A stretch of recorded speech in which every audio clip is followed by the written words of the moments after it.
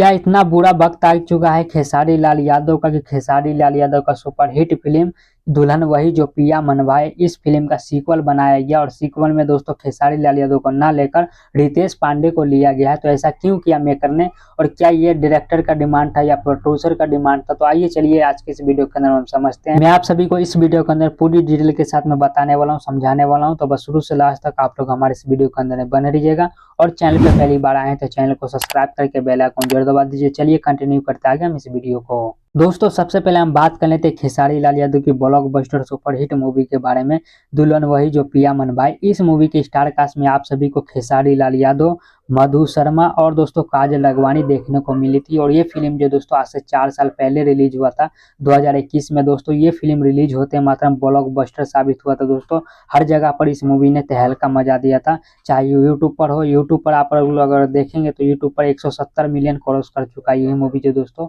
और cinema hall के अंदर में भी उतना ही तबाही मचाता है ये मूवी दोस्तों। अब बात कर लेते हैं दोस्तों इस मूवी की सीक्वल के बारे में, यानी कि पार्ट 2 के बारे में। तो दोस्तों इस मूवी के स्टार कास्ट में जो है रितेश पांडे है, अपर्णा मलिक है और अनायरा गुप्ता है। ये तीनों स्टार कास्ट इस मूवी के अंदर में आप सभी को देखने को मिलने वाले हैं। यानी कि दोस्तों उस मूवी के अंदर में एक हीरो था, 2 हीरोइन थी, और इस मूवी के अंदर में भी एक हीरो है और 2 हीरोइन है दोस्तों। हालांकि दोस्तों इस मूवी के स्टार कास्ट में अलग है, उस मूवी का स्टार कास्ट अलग है, उस मूवी का डायरेक्टर प्रोड्यूसर अलग था, इस मूवी का भी डायरेक्टर प्रोड्यूसर दोस्तों अलग है।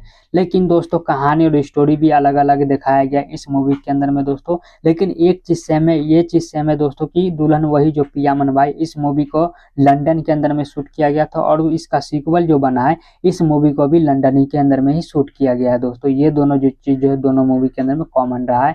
बाकी सब चीज एक्टर डायरेक्टर सब चीज अलग अलग है, जहाँ तक कि इस मूवी का स्टोरी और कहानी भी अलग है। लेकिन दोस्तों दोनों का शूटिंग लोकेशन जो है एक ही है, लंदन के अंदर में दोनों मूवी को शूट किया गया था। अब बात कर लेते हैं दोस्तों खेसारी लाल यादव के हाथ से क्यों छूट गया ये मूवी। तो दोस्तों मूवी छोड़ना खेसारी लाल यादव के हाथ में नहीं था या फिर पकड़ना भी हाथ में नहीं था, क्योंकि दोस्तों जब कोई मूवी बनता है तो इस मूवी को जो है बनाकर और किसी कंपनी के द्वारा बेच दिया जाता है। उस कंपनी से अगर आपको राइट मिल जाता है, परमिशन मिल जाता है कि आप उस फिल्म का नाम इस्तेमाल कर आप इस मूवी का सीक्वल बना सकते हैं, तो आप बना सकते हैं दोस्तों। तो यहाँ पर भी यही चीज हुआ है दोस्तों, उस नाम का इस्तेमाल कर उस मूवी का सीक्वल जो है बना दिया गया है। बाकी बात दोस्तों देखेंगे रितेश पांडे का फिल्म जो है किस तरीके से तहलका मचा पाता है, क्या खेसारी लाल यादव को मूवी को हरा कर और उस मूवी से भी आगे निकल पाता है या फिर इस मूवी से बहुत ही पीछे रह जाता है। इस मूवी का सीक्वल जो दोस्तों देखेंगे।